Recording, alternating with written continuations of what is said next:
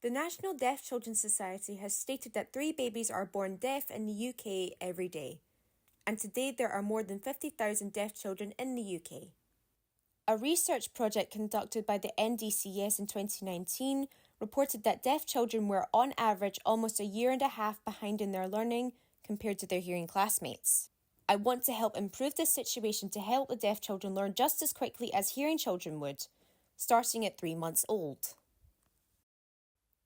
Whilst deaf children cannot hear high-frequency sounds, they can, however, hear low-frequency sounds, such as vibrations of a person's voice, when the deaf child is lying against that person's stomach.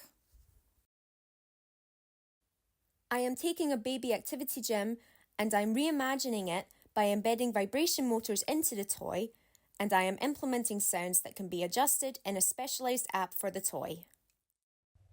So this is a prototype app that I created for this project. So you have all your basic information in here. When you go into your profile, you just give all the parents' profile information like name, date of birth, gender, relation to child, email address, etc. Then you've got your child's profile as well, name, gender, date of birth. Then the parents will have to go into the hearing profile setting window here, and then they have to select the child's hearing frequency using this audiogram graph, which they've probably seen before in their local GP when the child had their hearing test done. So say the child is profoundly deaf and they can only hear the rumbling of a motorcycle.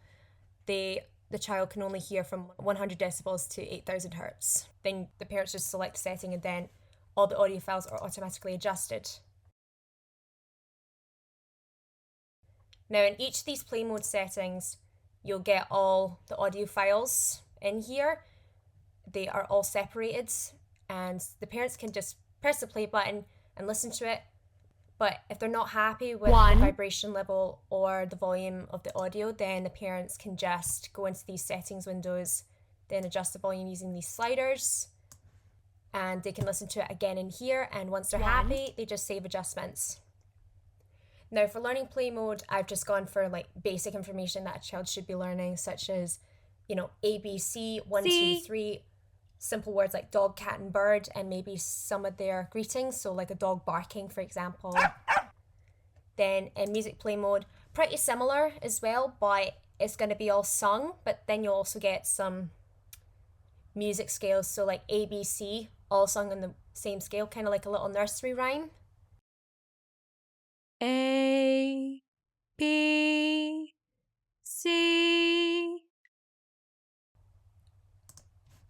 And then in sleep play mode, I've improvised a bit more, so I've had to research sounds that babies tend to fall asleep to, such as the sound of ocean waves, car engine, cats purring, but I've also added pretty similar stuff that you probably get in any other play toys, such as Twinkle Twinkle Little Star. Now for sounds like ocean waves, I'm going to adjust the vibration motor to move up and down on the playmat. So it's kind of going to be like a little massage in a way.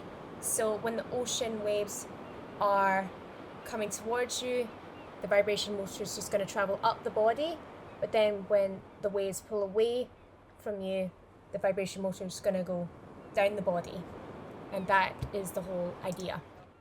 Inside Deaf Toy Profile, the parents will have to just connect the app and device together. So you just go into the connect button, find device, then it will just go into pairing mode. The app will find a device. You also have to press a button on the toy that turns the pairing mode on. And then when the app finds the toy, they just connect. Then they both take a little bit of time to connect, and then you get all your basic information like the app serial number, its battery life, activity, and so on and so forth. Now, down here, I'm supposed to be selecting which mode I want to play. Then I just press this play button and then the deaf toy just connects. Now, there's one more thing I had to consider. Now, if the parents tend to take the iPad with them and their child's being left with a babysitter, like their grandparent or something like that, the grandparent might not have the device, so they can download the app and then the parents can just select find device to pair all these settings with another toy. So when the parents are not home but they've got a babysitter coming in, they've got this as a backup where someone else has the controls on their phone. Then they just connect it, and then that's everything sorted. In conclusion, this toy should help deaf children learn basic information just as quickly as hearing children would, and maybe in future, more products like this can be made to support deaf children in primary, secondary, and higher education.